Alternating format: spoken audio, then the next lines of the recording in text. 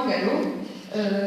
J'ai pris un temps ma carte à l'UMP, puisque je me retrouvais dans les valeurs défendues par Sarkozy à l'époque, à savoir l'identité nationale, la sécurité, et comme beaucoup, j'ai été séduite par le discours du Karcher.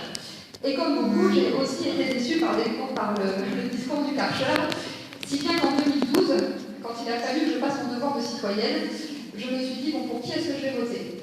Je ne voulais plus voter pour Sarkozy qui m'avait trahi, je voulais pas, donc voilà, je voulais voter en connaissance de cause. Donc c'est pour ça que j'ai lu l'intégralité de tous les programmes proposés par les candidats à l'époque. Ça a été fastidieux, ça fait un programme, mais je l'ai fait. Ah non, on va voir ça. Et quand je suis arrivée à celui de Marine Le Pen, autant vous dire que ça a été la révélation. Et j'étais d'autant plus surprise que moi, comme beaucoup de Français, j'avais l'image du Front National, un parti raciste, fasciste, enfin voilà, on mange les enfants la nuit, on a des corps qui poussent, tout ce qu'on peut entendre. Et donc voilà, je l'ai fait, j'ai mis mon bulletin Marine dans l'Union pour la première fois en 2012. Petit à petit, je me suis dit, voilà, c'est un programme qui tient la route, c'est une personne qui mérite qu'on s'investisse pour elle. Et en 2014, j'ai pris ma carte au Front National. Et après, tout est allé très vite. J'ai été responsable de canton, responsable de circonscription, jusqu'à devenir secrétaire départemental en octobre dernier, puisque j'ai succédé à l'inénarrable Jacques Colombier.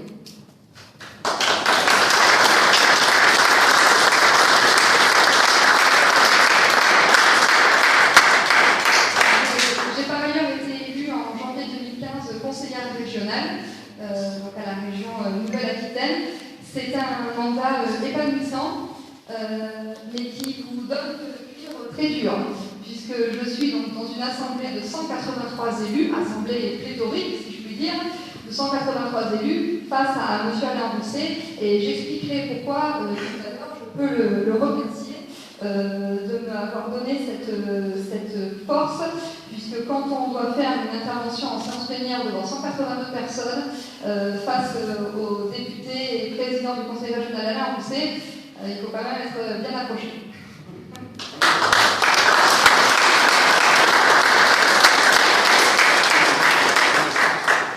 Il a donc été décidé pour ces élections législatives que je me présente chez nous, sur la 11e circonscription. Moi j'habite à Tubnezé, c'est un secteur que je connais assez bien de par ma formation et ma fonction de secrétaire départemental qui m'amène à visiter tout le département. Mon grand-père travaillait à la centrale de Bro, donc voilà, j'ai habité étant étudiante à Saint-André-Cubzac comme beaucoup d'entre nous parce que le foncier était moins cher, les locations étaient moins chères, donc c'était plus pratique. Et en plus, cette circonscription est une circonscription que je qualifiais de symbole. Et d'ailleurs, depuis que Marine a fait quasiment 31% au premier tour de la présidentielle et 47,5% au deuxième tour, ça a été un tremblement de terre pour beaucoup de médias. Alors, pas tant les médias locaux qui avaient senti la puissance du Front National monter, mais en revanche, pour les médias nationaux, ça a été un véritable tremblement de terre. Et quand ils m'interviewent, ils me disent « Mais Madame Diaz, pourquoi le Front National fait de si bons scores dans votre circonscription ?» Tout se passe bien pourtant. Alors là, je rigole. Je leur dis non, je vais vous expliquer comment ça se passe chez nous. Déjà, sachez que notre circonscription, on l'appelle le croissant de pauvreté. Croissant de pauvreté, puisque nous subissons un chômage de masse qui est élevé de plus de 2 points par rapport à la moyenne nationale. Et avec le chômage, là, son corollaire, le RSA. Donc le RSA, malheureusement, parmi le top 15 des communes les plus touchées par le RSA en Gironde, nous avons 6 communes sur notre circonscription. Donc à un moment donné, il faut bien nommer les responsables. Et je suis passée dans le Sud-Ouest il y a quelques temps, et le journaliste, pour qui j'ai eu beaucoup de respect, me disait « Oui, mais du coup, vous attribuez ces fautes à qui au président de la République ou aux élus locaux ?» Je dis « Bah, c'est blanc bonnet et bonnet blanc, hein, parce que le président de la République, PS, député PS, président du conseil régional PS, conseil départemental PS. Donc à un moment donné, il faut arrêter d'ouvrir le parapluie et assumer ses responsabilités. Et moi, c'est ce que je demande aux élus qui se présentent aujourd'hui et qui en plus viennent nous faire des leçons de morale, qui viennent me dire, j'étais en débat tout à l'heure avec M. Bournazo, et qui viennent me dire nous on a les solutions. Alors, écoutez, monsieur le maire, vous êtes élu depuis 1989, si vous aviez les solutions, ça se saurait, et dans votre commune, il n'y aurait pas un taux de chômage de 14%.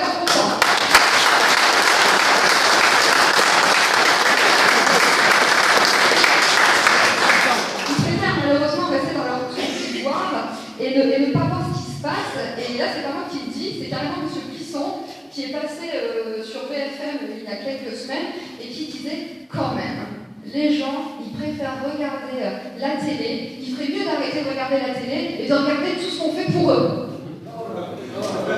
Moi, j'ai trouvé ça hyper méprisant quand on sait qu'en Gironde, 185 000 personnes vivent sous le seuil de pauvreté, que les seniors sur l'estuaire subissent un taux de chômage de 13% et que trop grand nombre de retraités vivent malheureusement avec le minimum vieillesse de 800 € par mois. Je trouve que c'est un scandale et tout à l'heure je vous disais que j'étais en débat sur RVI avec M. Loriot, Mme Lausson, Mme Ammer et M. Bournazo. Et je leur disais, écoutez, moi, je vous réforme des retraites, parce qu'on a Mme Ammer qui est une très bonne oratrice, hein, mais elle parle beaucoup, c'est assez creux par contre. Et elle, sa position, c'est moi, je suis déterminée à agir, je vais concerter. Oui, mais il faudrait peut-être qu'on sache ce que tu veux faire avant qu'on vote pour toi. Et moi, ce que je disais, c'est pour les retraités, je trouve inadmissible qu'une personne, un agriculteur ou un travailleur qui a bossé toute sa vie et qui aujourd'hui vit avec une retraite de misère de 800 €, je trouve ça injuste que par exemple une personne de plus de 65 ans qui n'est pas française mais qui vit en France, on lui donne la même chose.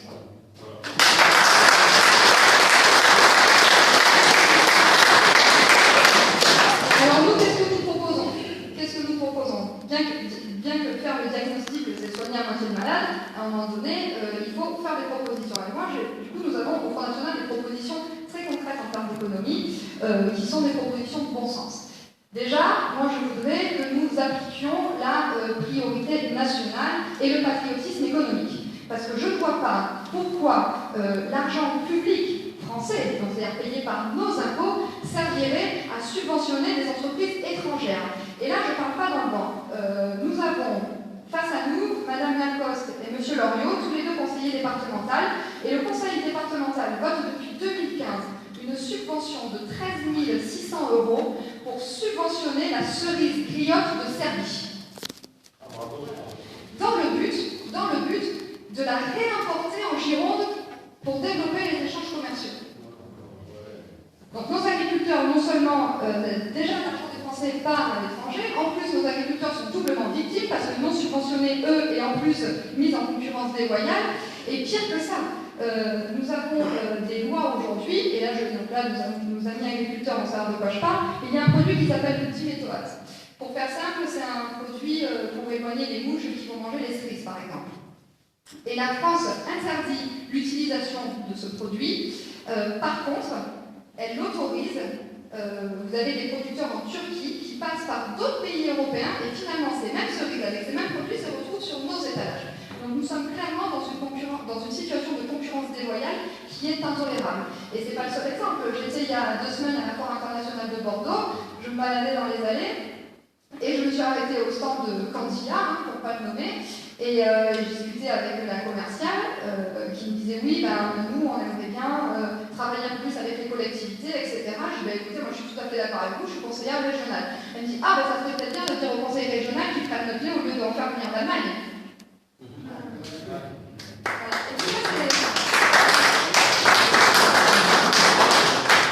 Et tout ça, ce sont des choses, malheureusement, qu'on ne sait pas. Parce que les informations communiquent mal et vous pensez bien qu'ils se gardent de le dire. Et je vais même dire plus loin, ils n'hésitent pas à mentir. Il y a 3 semaines, je participais à un débat avec la Fédération française de bâtiment et nous abordions la question des travailleurs détachés. Qui, là, c'est pareil, c'est une mise en concurrence déloyale, abominable pour nos entrepreneurs français. Et j'avais à ma droite M. Nicolas Florian qui disait disait aux entrepreneurs du bâtiment, ah non mais moi je suis tout à fait d'accord avec vous, la directive des travailleurs détachés, il faut l'arrêter. Alors je lui ai dit, excusez-moi monsieur le Florian, mais vos propos sont un petit peu incohérents parce que tous vos députés européens à l'Europe, ils abattent la directive des travailleurs détachés. Donc vous voyez, ils reculent vraiment devant rien, c'est un peu le champ des sirènes, ils nous disent ce qu'on a envie d'entendre, mais ils font l'inverse. J'ai des exemples à foison, on reviendra dessus tout à l'heure. Donc voilà, donc nous, priorité nationale. Priorité aux entreprises françaises dans la commande publique. Respect des délais de paiement par les institutions, parce que sinon ça donne le cas qu'on a eu en Poitou-Charentes avec Ségolène Royal, 132 millions d'euros d'impayés, des entreprises qui ont coulé. Évidemment, nous sommes pour l'allègement des charges, et là c'est pareil, tout à l'heure avec M. Bournazo, je disais oui, nous c'est net qu'on veut diminuer les charges, créer un taux d'imposition intermédiaire pour les TPE-PME à 24%. Nous voulons aussi exonérer les charges pour toute embauche d'un jeune de moins de 21 ans, parce que là c'est pareil, on nous dit oui, il faut embaucher des jeunes, oui, mais on ne te prend pas parce que tu n'as pas d'expérience, oui, mais à un moment donné, si personne n'embauche le jeune, il n'aura jamais d'expérience. Donc il faut faire des incitations fiscales, et M. Bournazo me disait, non mais Madame Diaz, les charges, c'est pas des charges, c'est des cotisations. Oui, mais en attendant, c'est l'entreprise qui le paye, et c'est de la marge en moins, et M. Bournazo disait, oui, mais bon, la marge c'est bien beau, oui, mais à un moment donné, c'est avec la marge que les entreprises embauchent. Et voilà, donc vous voyez, là, on entend vraiment des aberrations, les voix m'entendent, je me demande comment ces personnes-là peuvent être maire, ancien conseiller général, ancien conseiller régional, je me demande comment ils ont pu gérer leur vie de politique. Enfin, ils ne font pas beaucoup de terrain. Voilà un petit peu ce que je voulais vous dire sur la partie économique. Après, donc, ce que les journalistes me disent, ils me disent, donc Madame Diaz, tout va bien chez vous, donc il n'y a pas de chômage, ça on a compris, il n'y a pas de RSA, ça on a compris, mais surtout il n'y a pas d'insécurité chez vous, tout va bien. Alors là, on est à Blaye, Blaye a défait la chronique avec les squats, les tags, mais on a eu la semaine dernière la commune de Berceau qui a été ravagée par des vols, des incivilités, etc. Sur Saint-André-du-Lac, on a le secours populaire qui a été vandalisé sur 2 fois, la mairie de Saint-Paul aussi a été visitée. Donc, non, pour moi, tout ne va pas bien. Et tout à l'heure, M. Bournazo et Mme Hammer me disaient, non mais Madame Diaz, vous surfez sur les peurs. Et c'est vous qui créez le sentiment d'insécurité. Alors je leur ai répondu, vous avez raison, les 20 cambriolages par jour en Gironde, c'est moi qui les annonce.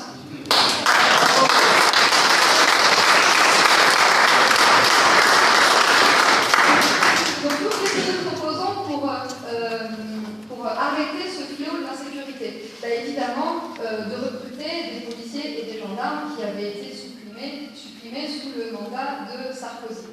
Mais ce n'est pas tout, il faut créer des cases de prison, en finir avec le laxisme judiciaire pour que toutes les personnes condamnées puissent en effet faire leur peine. Et Mme Hammer me disait oui, mais nous aussi, nous voulons redonner confiance à la police, etc. Je dis oui, alors attends, je vais vous dire un truc. Quand on a eu nos policiers qui se sont fait agresser, brûler, vous savez tout ce qu'ils subissent, nous, au Conseil régional, nous avons déposé une motion de soutien aux policiers et gendarmes. Écoutez-moi bien, la motion a été refusée à l'unanimité des politiques. Alors, ce que je disais à Mme Hammer, c'est bien beau, mais ceux qui ont dit oui, mais c'est pas chez nous, je dis attendez, on sait que la moitié des LR et la moitié des PS d'hier sont les En Marche d'aujourd'hui. Donc vous faites partie de ce système-là, et pareil, ils ont sorti un petit gadget. Donc M. Macron a dit que les policiers devraient être équipés, vous savez, de caméras piétons. Donc on peut se dire, ah ben c'est bien, comme ça, s'ils sont agressés, au moins on aura des preuves. Ah ben non, c'est pas pour ça, c'est pour éviter les contrôles aux faciès. Voilà. Donc on rajoute de la suspicion sur les policiers, et c'est comme ça qu'on crée le sentiment d'insécurité. Voilà. Alors ensuite, autre sujet important, les services publics. Aujourd'hui, sur notre secteur, tout le monde se rend compte que les commerces, déjà les commerces sont fermés, mais ça, ce n'est pas des services publics, mais que nous avons de moins en moins de postes, de moins en moins. Voilà, l'agence postale de Marcenay a fermé, nous avons des fermetures de classes, et je lisais dans le Républicain il y a quelques mois les prévisions d'ouverture et de fermeture des classes pour la rentrée 2017. Alors il disait c'est génial, en Gironde, c'est 34, voilà, il y a un solde positif de 34 classes ou 33, je ne sais plus.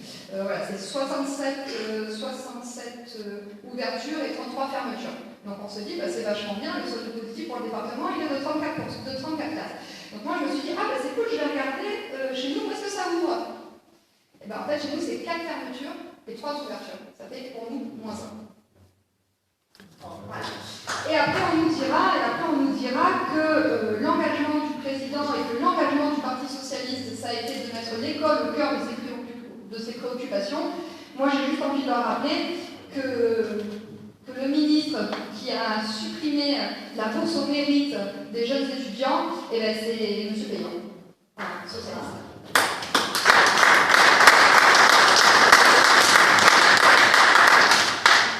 Et un autre mot sur les services publics, comment nous pouvons changer, inverser la donne? Eh bien, écoutez, c'est très simple. De l'argent, il y en a. On paye tous suffisamment d'impôts pour le savoir. Le problème, c'est qu'il est mal redistribué. Et moi, je crois, dans tous les échelons, que ce soit l'échelon communal, départemental, régional et même de l'État, il y a une ligne budgétaire qui s'appelle la politique de la ville. Donc la politique de la ville, c'est de l'argent qui est mis dans les cités pour réparer, pour rénover. Bon, en gros, c'est pour acheter la paix sociale. Et nous proposons que cette politique de la ville devienne aussi la politique de la campagne pour que nous arrêtions d'être systématiquement les oubliés des politiques publiques. Et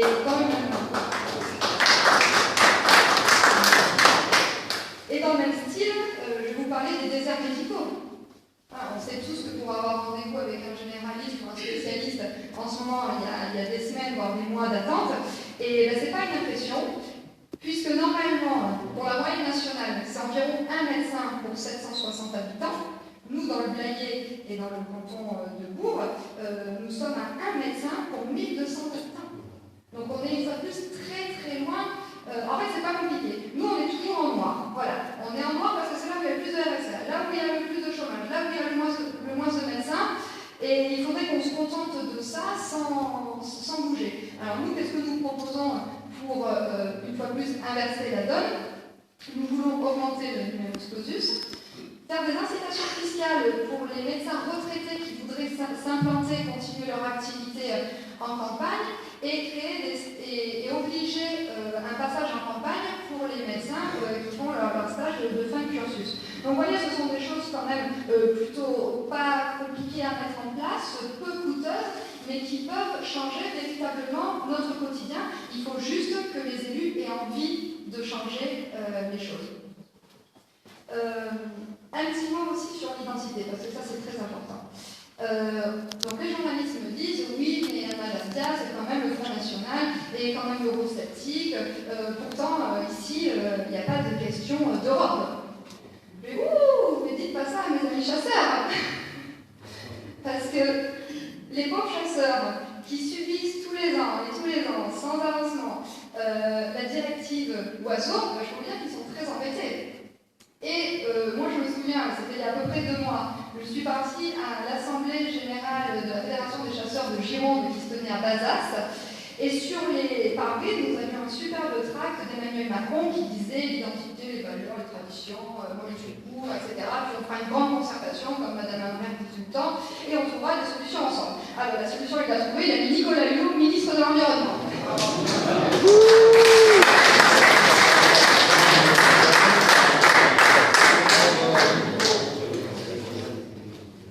Et en termes de directive européenne, alors là, ça se sait moins, et pourtant c'est l'Europe aussi, c'est la fusion des communes, dont ça fait les frais de Val du Carré, et c'est aussi la fusion des communautés de communes. Parce qu'à notre chère Europe, ça ne lui plaît pas trop que voilà, la France a 36 000 communes, et à elle seule, la France regroupe 40% de toutes les communes des 28 pays de l'Union européenne. Donc ça, c'est pas très homogène par rapport à l'Allemagne, donc il faut fusionner les communes, et pour cela, on fait du chantage financier. Parce que vous savez que l'État n'a plus d'argent, bon, c'est mal géré, mais bon, la version officielle, c'est que l'État n'a plus d'argent, donc du coup, on serre les robinets des communes. Mais on leur dit, sauf si vous fusionnez, on ne vous enlèvera pas la DGF, la dotation globale de fonctionnement, pendant 3 ans. Après, on ne sait pas quelles saucisses sont dans pour l'instant, pendant 3 ans, il ils peuvent souffler. Et moi, je trouve ça scandaleux qu'à l'heure où nos traditions meurent, où nos services publics disparaissent, la dernière chose qui reste aux habitants, c'est quand même leur mairie, c'est quand même l'attachement à leur commune. Et même ça, on va le nommer.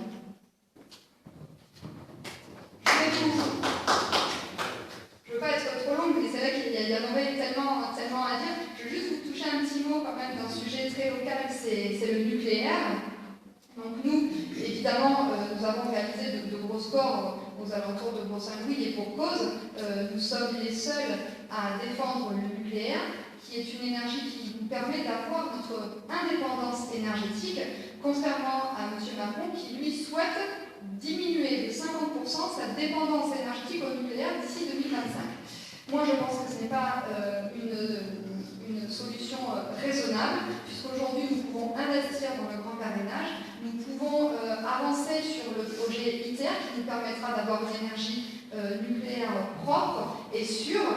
Et je disais à Madame Lausson, la candidate de la France Insoumise, à l'occasion d'un débat que j'ai fait avec elle sur TV7 il y a quelques mois, que moi, le photovoltaïque, oui, bien sûr, les énergies renouvelables, oui, bien sûr, mais à un moment donné, il faut être lucide. Pour remplacer la centrale nucléaire de Blaye, c'est 3600 éoliennes. Où est-ce qu'on les met? En plus, l'énergie n'est pas stockable, donc moi je veux bien qu'on parte dans le vent, c'est le cas de dire, mais à un moment donné, on est tous bien contents le soir, en hiver, quand on rentre chez nous à 19h, de mettre notre chauffage et d'allumer notre lumière. Donc l'énergie nucléaire, pour moi, c'est le seul moyen de nous permettre de continuer à vivre comme nous vivons, d'autant plus que la centrale de Blaye, c'est un bassin de 2000 emplois dans notre région. Alors moi, je ne vois pas le diminuer, et toujours à ce même débat de TV7, les journalistes me posaient la question, est-ce qu'on étend le périmètre de sécurité? Je dis, écoutez, notre centrale, elle est quand même relativement sûre, elle est surveillée régulièrement, nous ne sommes pas dans les mêmes conditions climatiques que Fukushima, donc non, j'ai pas envie d'agrandir le périmètre, parce que moi, je pense à toutes les personnes qui ont travaillé dur toute leur vie pour se payer une maison. Eh ben, si on passe le périmètre de 10 km à 30 km par exemple, c'est combien de maisons, combien de familles qui vont perdre tout le capital de toute leur vie? C'est pas possible. Et un dernier petit mot sur le désenclavement, j'y pense parce que tout à l'heure, pour venir, j'ai mis aussi un petit peu de retard parce qu'on a encore un camion qui a eu un accident au niveau de Cavignac, donc ça a tout bouché, donc ça me permet de vous parler de l'enclavement. C'est sûr, il ne faut pas se voiler la face, notre circonscription est un secteur très enclavé.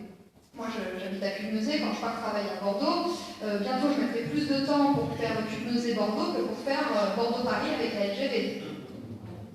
Et quand les camions s'en mêlent, c'est pire. Et là, je vois les élus socialistes qui vont manifester contre l'extension de l'aire de l'Estalo, vous savez, qui est en projet pour qu'elle passe à 500 camions. Alors là, on met un pansement sur une jambe de bois. Puisqu'en effet, moi j'y suis allée à l'aire de l'Estalo, je me suis dit, bon, je vais voir ce qui se passe là-bas, je vais y aller. J'ai constaté quelque chose qui m'a laissé bouche bée, c'est que ce n'était que des camions étrangers. Donc là, une fois de plus, avec l'argent du contribuable français, on va payer une aire d'autoroute à destination des camionneurs étrangers qui sont déjà en concurrence déloyale avec nos entreprises et en plus qui n'apportent rien à notre territoire parce que leurs réservoirs sont suffisamment grands pour traverser tout le pays sans faire leur plein chez nous. Et en plus, voilà, on ajoute de la misère à la misère parce que ces pauvres gars qui sont payés 3 francs 6 sous, vous doutez bien qu'ils n'ont pas suffisamment d'argent pour s'acheter une bouteille d'eau à 2,50 € à la station.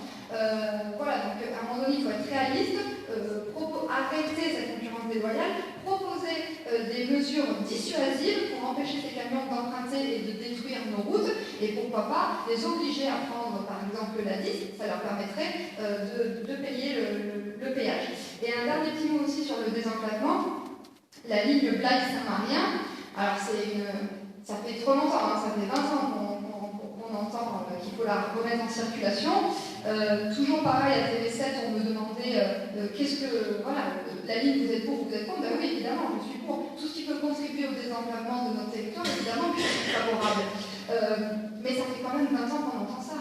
Et aujourd'hui, j'ai des adversaires face à moi qui, pour la plupart, ça fait aussi 20 ans qu'ils sont en politique. Alors, ils vont nous promettre de faire demain ce qu'ils n'ont pas réussi à faire hier.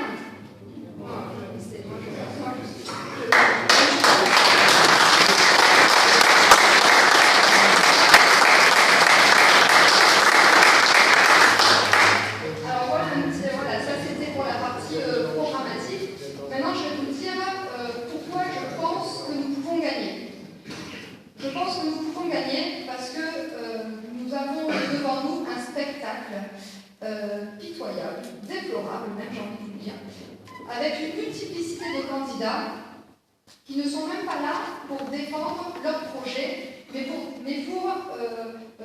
défendre leur ego. J'en veux pour preuve que nous avons deux candidats d'extrême gauche, les Insoumis et les partis communistes. Alors souvenez-vous, pour ceux qui lisent le Sud-Ouest tous les matins, il y a quelques mois, l'extrême gauche avait grandi le spectre du Front National en disant il faut s'unir parce que sinon la circonscription va être gagnée par les méchants avec les cornes et les dents pointues. Et ils avaient dit t'as tout à fait raison, il faut qu'on s'unisse. Mais par contre, toi derrière moi.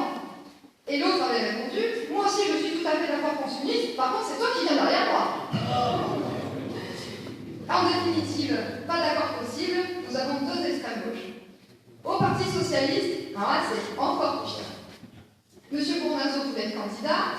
Il se trouve que le secrétariat départemental du Parti Socialiste de la Gironde avait décidé de réserver la circonscription à une femme, faisant fi de l'implantation, du désir, de la compétence, etc. Non, une mesure purement sexiste, on va mettre une femme à cette circonscription. Donc c'est Madame Lacoste qui se trouve là, un petit peu, malgré elle. D'ailleurs, elle ne fait pas du tout campagne. Moi, j'ai été invitée à faire 5 débats. Elle les a tous déclinés. On la voit à peine sur le terrain. D'ailleurs, il y a qu'elle et ses soutiens qui refusent de se serrer la main. Donc, pour les grands démocrates, moi je les appelle les démocrates en haut de la main. Donc, du coup, c'est Madame Lacoste qui se présente. Donc, elle écoutera. Et face à elle, M. Bournazo dit non, moi je ne suis pas d'accord, la démocratie, l'élection, tout ça, je m'en fiche, moi je me présente parce que je suis le meilleur. Et quand j'avais vu au mois de janvier, au vœu d'un maire de la circonscription, il m'avait dit c'est vous Madame Diaz qui serez candidate. Je lui avais dit publiquement, on ne sait pas trop, c'est pas encore décidé. Et il m'avait dit ah, pour que je sache contre qui je vais gagner.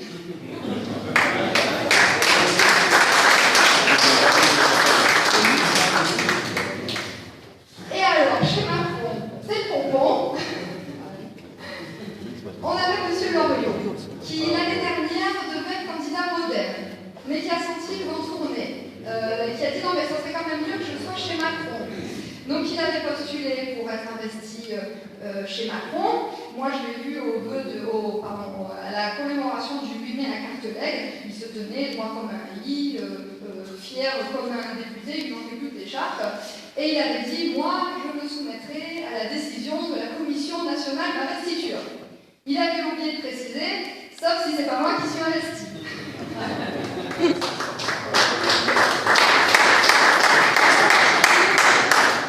Et donc on se retrouve avec Madame Lambrère, qui me confie dans l'éloge de Télé7 le jour où on a fait le débat, oh, mais moi j'y connais rien, ça fait 3 semaines que je suis arrivée, je ne sais pas ce qu'il faut faire.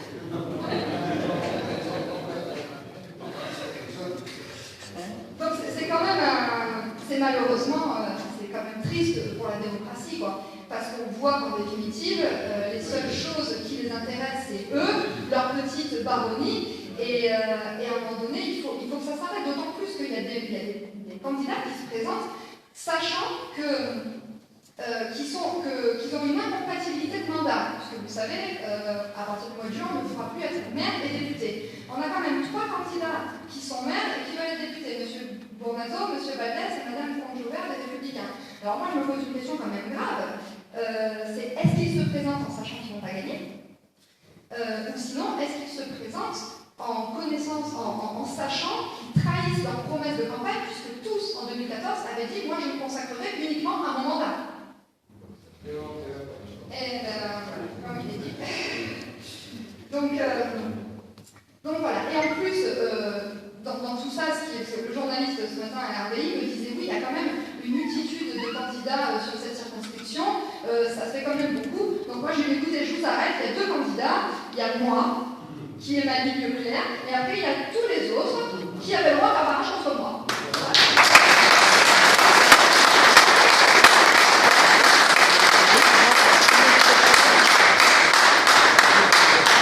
D'ailleurs ça a déjà commencé, j'ai vu le Parti communiste dans le Sud-Ouest hier ou avant-hier qui disait oui, il faut absolument faire barrage au Front National. Peut-être que s'ils s'étaient alliés avec les Insoumis il y a quelques mois, ça aurait peut-être plus réussi. Mais vous voyez vraiment leur incohérence, quoi. Voilà. Ils se ressemblent aujourd'hui, ils se rassemblent demain, ils disent blanc un jour, noir l'autre jour. Ben moi, c'est pas ça que je propose comme propose même quelque chose qui va changer la vie publique, c'est qu'avec moi, les petits arrangements entre amis, les renvois d'ascenseur, il n'y en aura pas. Parce que figurez-vous que, contrairement à mes adversaires, moi, je n'ai aucun comité de soutien.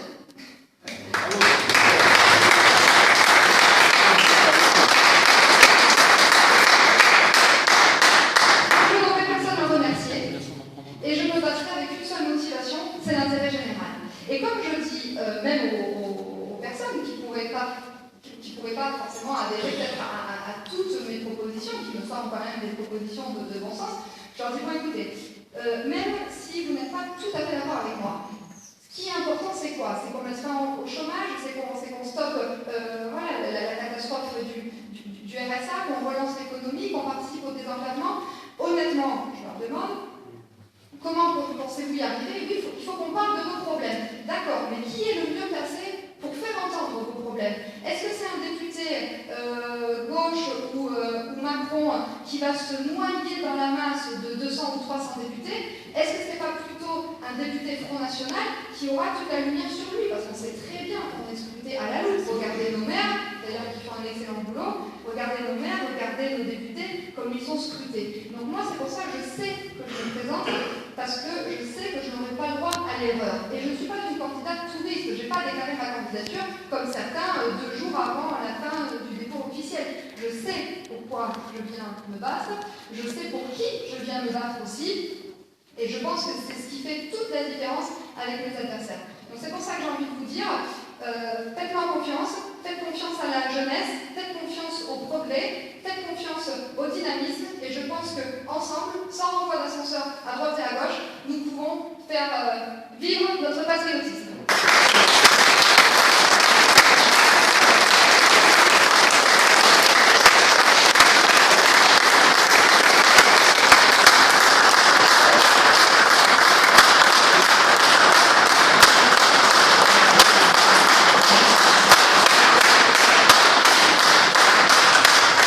Si vous êtes d'accord, je vous invite à vous lever et nous allons entonner notre hymne national.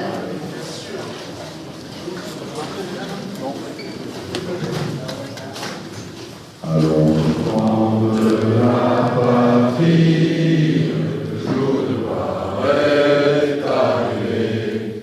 Contre nous de la tyrannie, l'étendard sanglant élevé, l'étendard sanglant élevé.